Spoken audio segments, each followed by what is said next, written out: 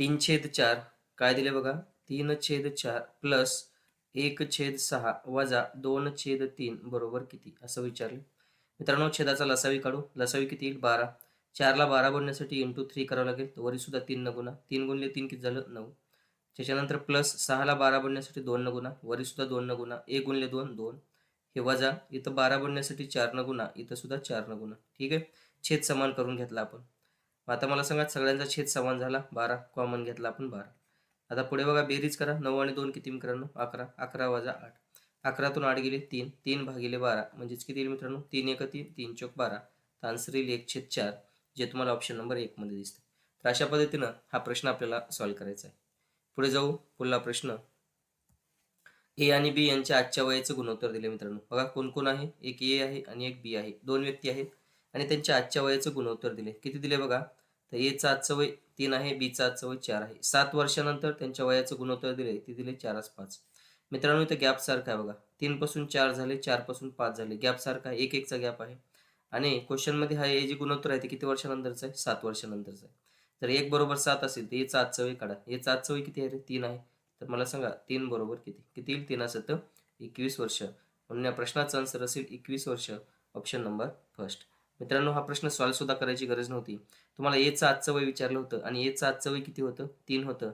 येणारा आन्सर 3च्या पाढ्यामध्ये 3च्या पाढ्यामध्ये 28 ला भाग जात नाही 35 ला भाग जात नाही. एकच ऑप्शन होतं 21. ठीक आहे. तर यापैकी नाही या पद्धतीनं तुम्हाला रिस्क घेऊन 21 एकच ऑप्शन होतं आन्सर टिक करायचं.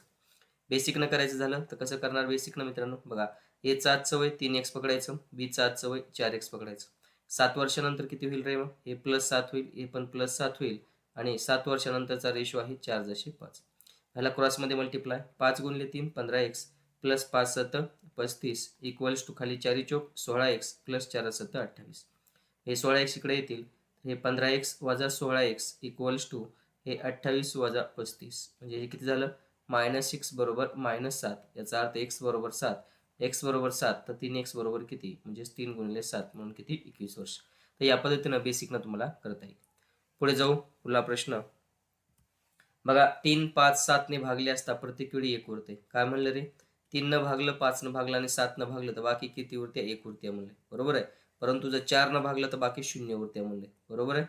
मग मला सांगा अशी संख्या कोणती लहान. तर मला सांगा ऑप्शन मध्ये जर बघितलं मित्रांनो आता बघा 4 न जर ह्याला भागलं जाते परंतु 7 न भागल्यावर बाकी 1 उरत नाही. बघा 216 जर तुम्ही 7 न भागलं तर किती येते रे 7 3 21 बरोबर आहे. कंप्लीट भाग गेला म्हणजे 30 गुणिले जर 7 केलं मित्रांनो तर 210 होते म्हणजे बाकी 6 उरते म्हणजे हे ऑप्शन कटलं. सर चेक करायची गरजच नाही. पुढे 136 सेम 136 ला जर तुम्ही 7 न भागलं बघा 7 1 7 6 उरले 66 झाले 7 9 63 बाकी 3 उरते बाकी 1 उरायला पाहिजे. हेही ऑप्शन कटलं म्हणजे काय येईल 316. बघा 316 ला जर 7 न भागलं 7 चौक 28 किती उरले मित्रांनो 28 म्हणजे 3 उरले 36 झाले का नाही 7 5 35 बाकी 1 उरली कंडिशन सॅटिस्फाय झाली. पुन्हा बघा 316 ला 3 न भागलं तर सुद्धा बाकी 1 उरायला पाहिजे. 3 1 3 0 3 5 15 बरोबर आहे. म्हणजे बाकी 1 उरली इथं सुद्धा बरोबर आहे. त्याच्यानंतर मित्रांनो बघा 316 ला 5 न भागलं 5 6 30 5 3 15 बाकी 1 उरली बरोबर आहे. म्हणजे कंडिशन सॅटिस्फाय झाली. आणि 316 ला 4 न भागलं तर बाकी 0 उरायला पाहिजे. 4 7 28 3 उरले 36 झाले 4 9 36 बाकी 0 उरले म्हणजे अशी लहान संख्या कोणती 316 ऑप्शन नंबर 3. तर अशा पद्धतीनं हा प्रश्न आपल्याला सॉल्व्ह करायचा. पुढे जाऊ. पुढला प्रश्न एका वर्गात 20 विद्यार्थी असून त्यांची सरासरी वय 7 वर्ष आहे. मित्रांनो सरासरीचा फॉर्म्युला तुम्हाला माहिती आहे की सरासरी इक्वल्स टू काय असतं रे बेरीज भागिले एकूण. सरासरी इक्वल्स टू काय असतं बेरीज भागिले एकूण. मग मला सांगा किती विद्यार्थी आहेत रे 20 विद्यार्थी आहेत बरोबर आहे. एकूण किती 20 बेरीज माहित नाही x आणि किती सरासरी किती आहे 7 वर्ष. तर बेरीज किती झाले रे 20 गुणिले 7 किती झाली 140 झाली बरोबर आहे. आता मला सांगा बेरीज झाली 140. आता काय झालं एक शिक्षक आला याचा अर्थ सरासरी किती न वाढली 2 न वाढली. सरासरी 7 होती 9 वाढली झाली.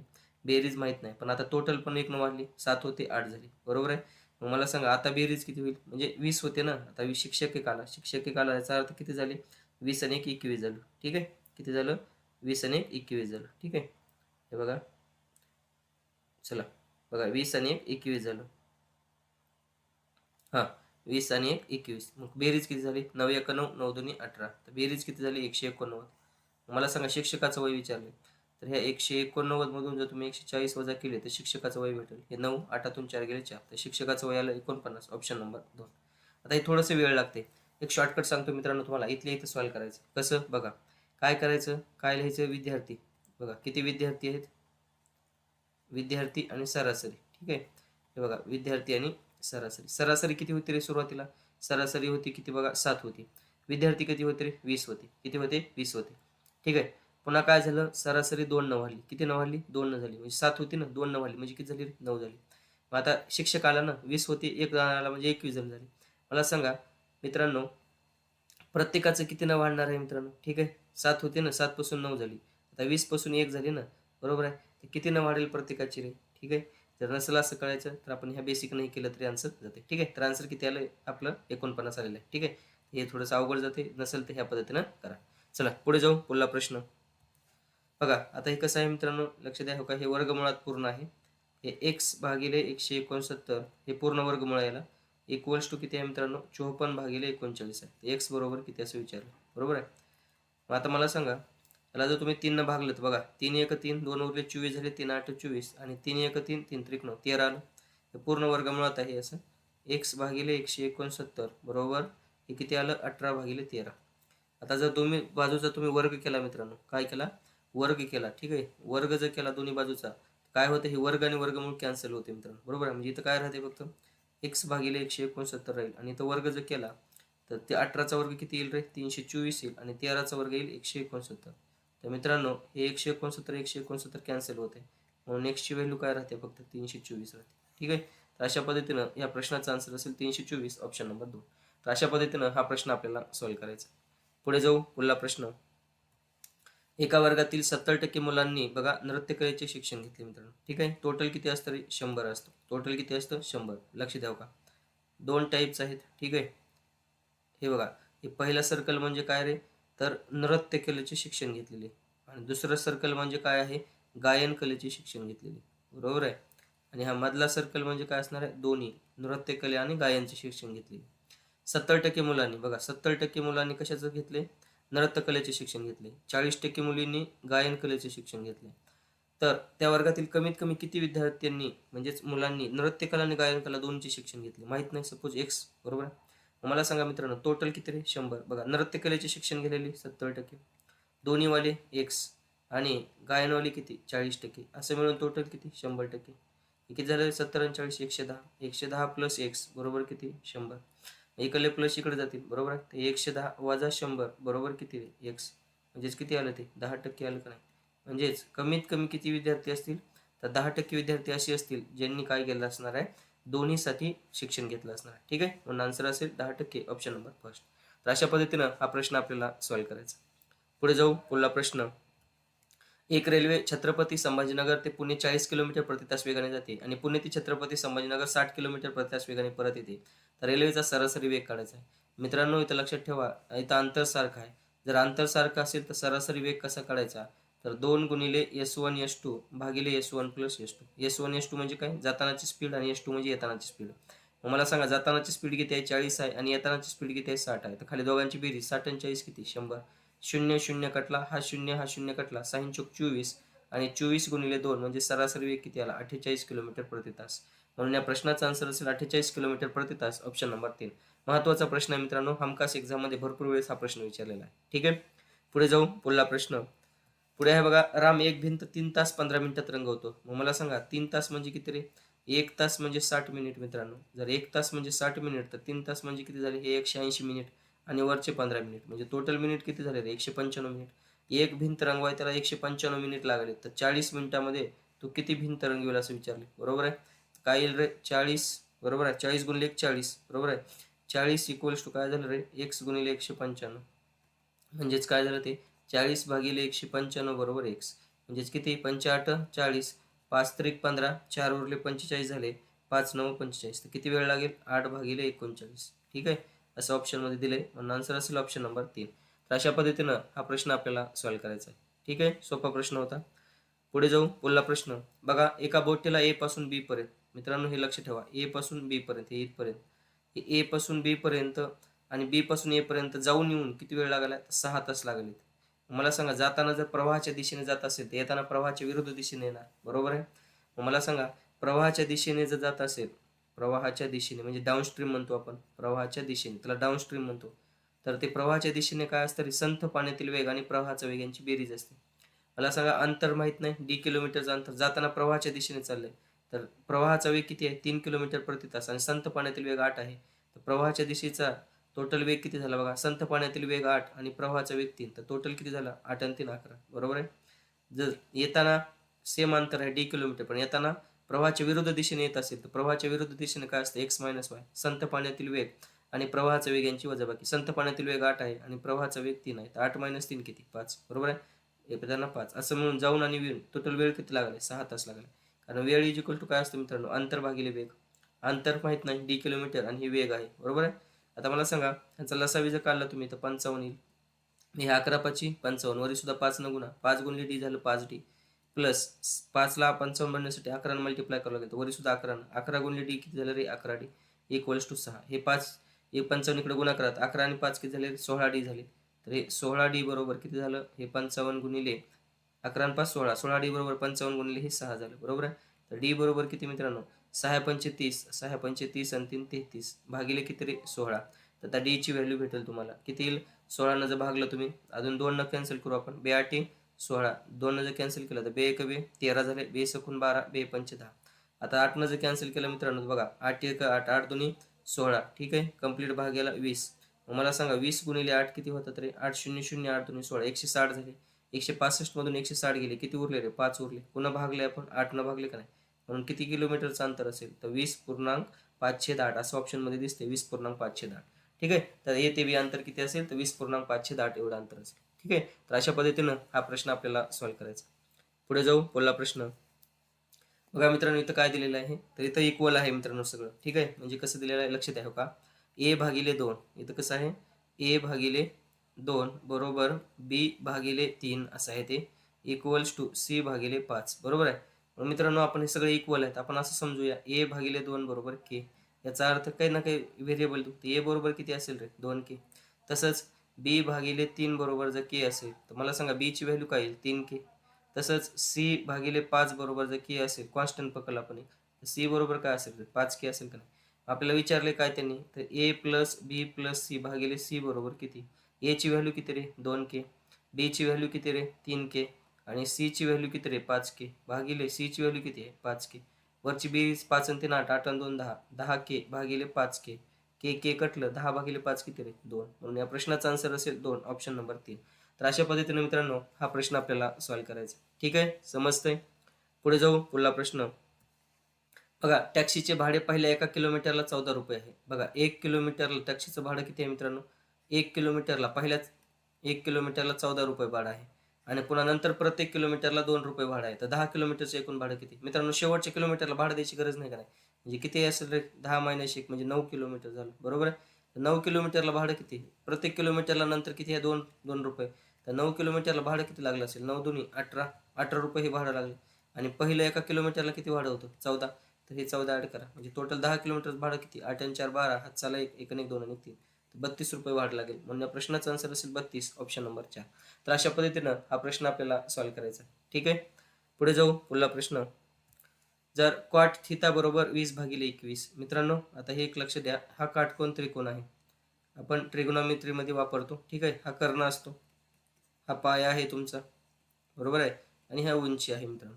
ठीक आहे, तर ह्याच्यामध्ये काय दिले तुम्हाला, कॉट थिटा दिलाय मित्रांनो. कॉट थिटा काय असतं रे, तर लक्ष द्यावा, हे महत्वाचं आहे. ठीक आहे, तर कॉट थिटाची व्हॅल्यू काय असते त्याच्यावरून तुम्हाला काढता येईल आपल्याला, बरोबर आहे. आता मला सांगा इथं पाया आणि उंची माहिती आहे मित्रांनो, जर पाया आणि उंची माहिती असेल तर ह्याच्यावरून तुम्ही कर्ण काढू शकता. तर कॉट थिटाची व्हॅल्यू काय असते, तर पाया भागिले उंची. ठीक आहे, मग मला सांगा पाया किती आहे रे, इथं इथं पाया दिलाय बघा 20, बरोबर आहे, पायाची व्हॅल्यू आहे 20 आणि उंची किती आहे रे, इथे 21 आहे, बरोबर आहे. त्याच्यावरून कर्ण काढता येईल का नाही, मग पायथागोरसचा प्रमेयानुसार कर्ण वर्ग बरोबर काय असतो रे, पाया वर्ग अधिक उंची वर्ग असते का नाही, बरोबर आहे. मग मला सांगा पाया माहिती आहे तुम्हाला 20चा वर्ग प्लस उंची किती आहे रे, 21चा वर्ग. मग काय आलं रे, 20चा वर्ग 400, 21चा वर्ग 441, हे झालं 841, बरोबर आहे. हे कर्ण वर्ग बरोबर जर 841 असेल तर कर्ण बरोबर किती, वर्गमूळ जर काढलं तर हे 29 येईल, बरोबर आहे. म्हणजे ही व्हॅल्यू किती आली, 29 आली. आता मला सांगा क्वाट थिटाची व्हॅल्यू असते पाया भागिले उंची, तसं कोशक थिटा काय असेल आपल्याला लक्षात ठेवा. कोशक थिटा बरोबर काय असतं मित्रांनो, तर लक्षात ठेवा कोशक थिटाची व्हॅल्यू असते कर्ण, कोशक थिटाची व्हॅल्यू काय असते, कर्ण भागिले उंची, कर्ण भागिले उंची. आपण कर्ण काढला, आता कर्ण किती आला 29 आणि उंची तर ऑलरेडी माहिती होती. उंची किती होती रे, तर उंची 21 होती. उंची किती होती हे बघा, पाया 20 होता आणि उंची 21 होती काय. म्हणून या प्रश्नाचा आन्सर असेल 29 भागिले 21, ऑप्शन नंबर फर्स्ट. अशा पद्धतीनं हा प्रश्न आपल्याला सॉल्व्ह करायचा. ठीक आहे, समजतंय.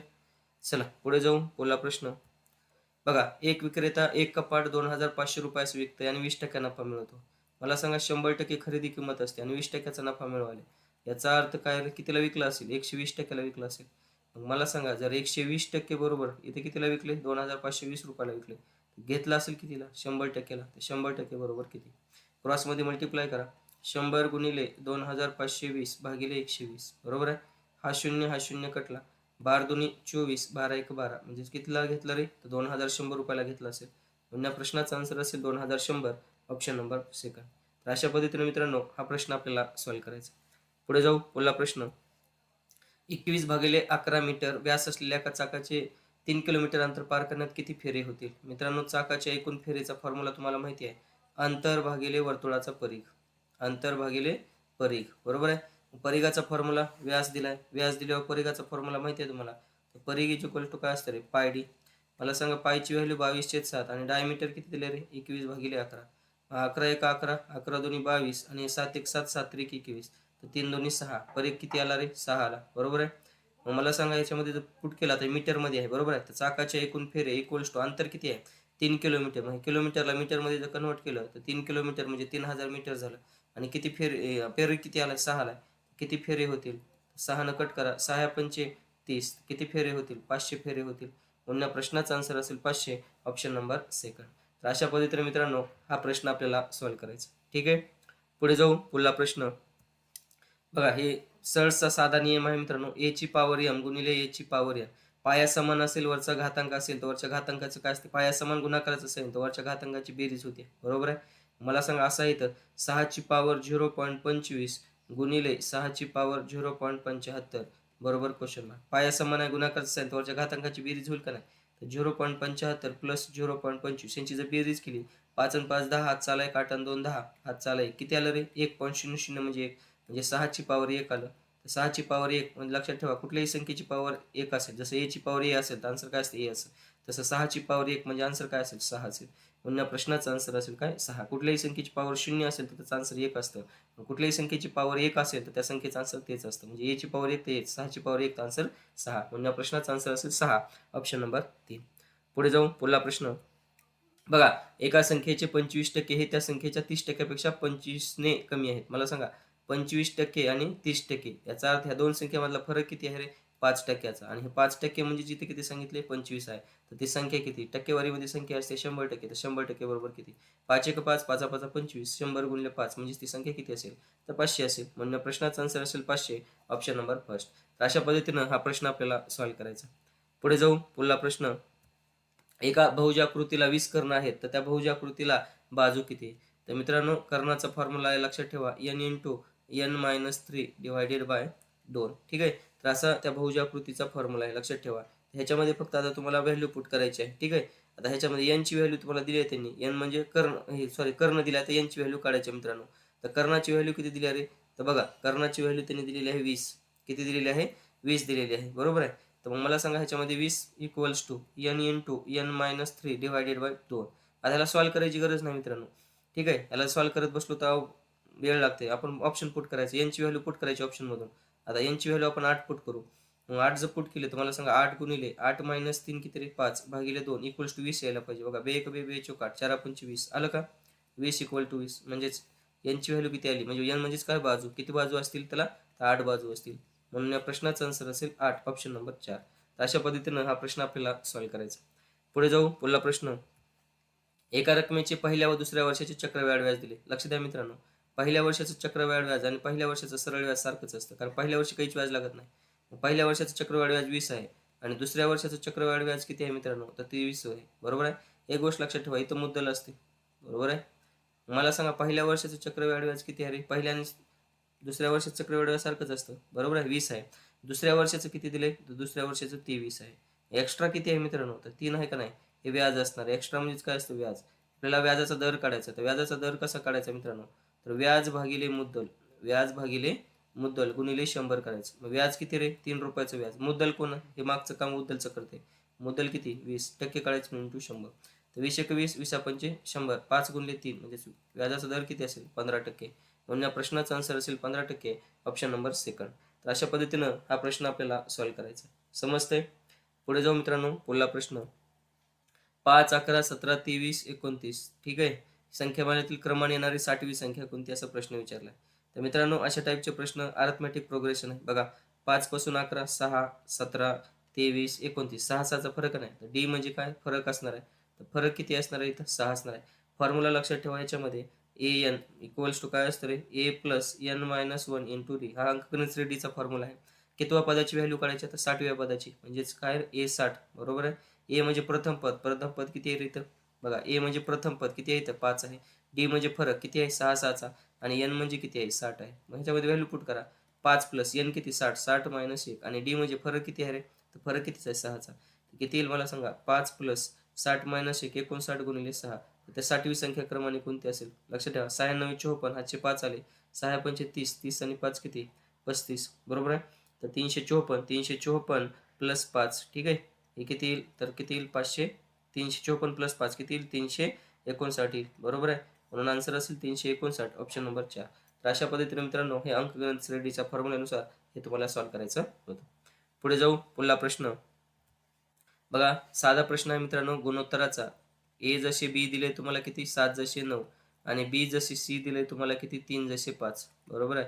ए बी सी किती मित्रांनो, ह्याला इक्वेट करायचे. फक्त आपल्याला माहिती आहे शॉर्टकट, ए च्या खाली ए ची व्हॅल्यू लिहा, बी च्या खाली बी ची व्हॅल्यू लिहा. सी माहित नाही, सोडून द्या. बी च्या खाली बी ची व्हॅल्यू 3, सी च्या खाली सी ची व्हॅल्यू. बरोबर आहे. ए माहित नाही, सोडून द्या. आता काय, रिकामी जागा शेजारचा नंबर शिफ्ट करा आणि इथं शेजारी शिफ्ट करा. आता उभा गुणाकार. 7 त्रिक 21, 9 त्रिक 27, 9 5 45. संपला आन्सर मित्रांनो.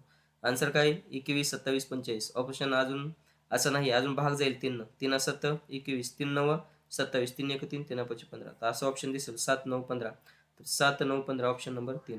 तर अशा पद्धतीनं हा प्रश्न आपल्याला सॉल्व्ह करायचा. ठीक आहे. पुढे जाऊ मित्रांनो, पुढला प्रश्न. तर अशाच पद्धतीचे प्रश्न मित्रांनो एक्झाममध्ये विचारलेले आहेत. आणि हा सर्व पेपर जशाच तसा आहे. ठीक आहे. पुढला प्रश्न आहे मित्रांनो, बघा. एका चौरसाकृती शेताची बाजू 200 मीटर आहे. बरोबर आहे. मग त्या चौरसाचं क्षेत्रफळ काढावं लागेल. बरोबर आहे. चौरसाचे क्षेत्रफळ काय असतं रे, कारण त्या मैदानाला काय करायचं, सपाट करायचे. तर खर्च किती येईल असं विचारलं. चौरसाचे क्षेत्रफळ असतं बाजूचा वर्ग. बरोबर आहे. बाजू किती, 200. 200चा वर्ग किती रे, तर 200 गुणिले 200 किती येईल, 1 2 3 4 शून्य आणि 2 गुणिले 2 4. किती आलं, 40,000. बरोबर आहे. काय जे असेल ते मीटर. आणि एका मीटरचा खर्च किती आहे, 6.15 चौरस मीटर दराने त्या शेतीला सपाट करण्याचा खर्च किती आहे. शेती किती आहे, 40,000 मीटर आहे. आणि प्रति चौरस मीटरचा खर्च किती आहे, 6.15. गुणा फक्त ह्याला. मला सांगा, इथले 2 पॉईंट काढा, इथले 2 शून्य उडवा. राहिलं काय रे, फक्त हे 2 शून्य. बरोबर आहे. पुन्हा 4 न गुणा. आता 4 पंचे 20, ह्याचे 2 आले. 4 1 4 आणि 2 6 आणि 4 6 24. किती खर्च येईल, तर एवढा येईल, 2,46,000. आहे का, आता कुठं ऑप्शन बघा, 246. ठीक आहे. हा ऑप्शन नंबर फर्स्ट. तर अशा पद्धतीनं हा प्रश्न आपल्याला सॉल्व्ह करायचा. पुढे जाऊ, पुढला प्रश्न बघा. ए आणि ब न जर काम केलं मित्रांनो, तर अ आणि ब ला काम करायला 12 दिवस लागतात. ब आणि क ला जर काम केलं तर त्यांना 15 दिवस लागतात. आणि अ आणि क ला जर काम केलं तर त्यांना किती दिवस लागतात, 20. टोटलवर किती येईल, 60 येईल. कार्यक्षमता 12 पंचे 60, 15 चोक 60 आणि 20 त्रिक 60. प्रत्येक जण 2 2 वेळेस आहे मित्रांनो. याचा अर्थ अ ब क ची कार्यक्षमता किती येईल, ह्याला ऍड करा. 5 आणि 4 9 3 12. आणि इथं 2 कॉमन काढावं लागेल, कारण प्रत्येक जण 2 2 वेळेस आहे. आणि इकडे 2 इकडे भागा करता येणार. त्याचा अर्थ अ ब क ची कार्यक्षमता किती येईल रे मित्रांनो, हे 12 भागिले 2 म्हणजेच किती येईल, 6 येईल का नाही. आता कुणाचं विचारले, एकट्या अचं विचारले. मग मला सांगा, अ ब क तिघांची कार्यक्षमता किती, तर 6. त्याच्यात अचं विचारले, अ ला जसंच तसं ठेवा. तर ब आणि क ची कार्यक्षमता किती आहे, 4 आहे का नाही. इथं जर 4 फूट केलं तर मग अ ची कार्यक्षमता किती भेटेल रे, 6 - 4. याचा अर्थ अ ची कार्यक्षमता 2 आली. टोटलवर किती आहे, 60 आहे. 60 काम कुणाला करायचे, अ ला. अ ची कार्यक्षमता 2 आहे. ते किती वेळ लागेल, 60 भागिले 2 म्हणजे किती दिवस लागतील, 30 दिवस. म्हणजे या प्रश्नाचा आन्सर असेल 30 दिवस, ऑप्शन नंबर 3. तर अशा पद्धतीनं हा प्रश्न आपल्याला सॉल्व्ह करायचा. पुढे जाऊ.